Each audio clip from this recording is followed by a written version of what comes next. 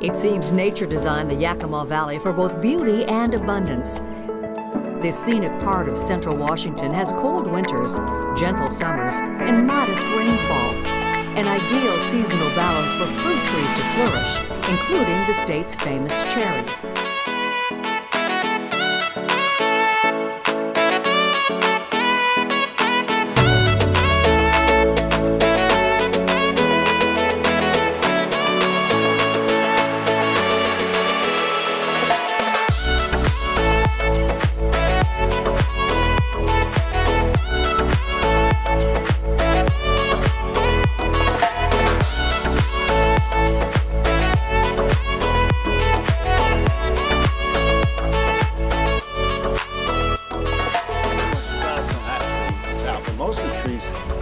Pretty good.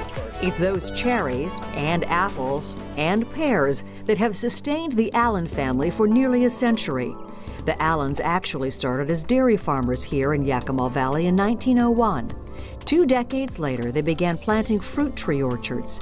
4 brothers grew the business into 1,000 acres, passing it along to a 3rd generation that includes siblings David and George Allen. When they look back and look at the fact that the family stayed together on this thing so far, and we've been able to work that out, I think that would be pretty important to them. Now their sons, Travis and Tom, are taking the reins. A 4th generation, acquiring their parents' knowledge while enjoying the freedom to try new things.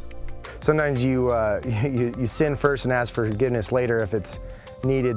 Things have always changed, and they've understood it and they get it, and so they've been really helpful. And their wisdom comes into our decisions a lot. You know, they feed us information and we take it and then we try to make it better. George and I, we conduct an annual review of the upper management, and when we got done, we said, you know, these boys are doing a lot better at their stage of development in the company than we were. And so we thought, you know, this thing maybe has some future. The harvest usually begins in early June, with the delicate cherries hand-picked at the peak of ripeness and flavor. The Allens grow more than 6 varieties, including the coveted Rainier cherry, yellow with a red blush.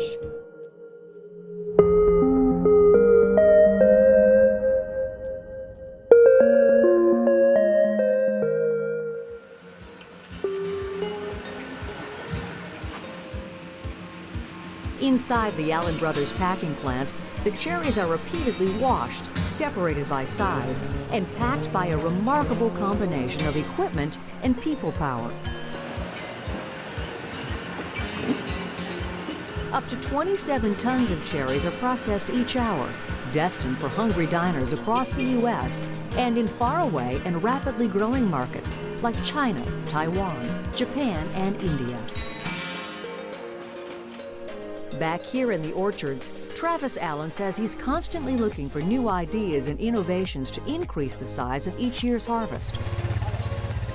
Reflective foil bounces sunlight from the ground back up into the trees. Branches are trimmed and then trussed with an elaborate system of ropes to stretch them toward the sky.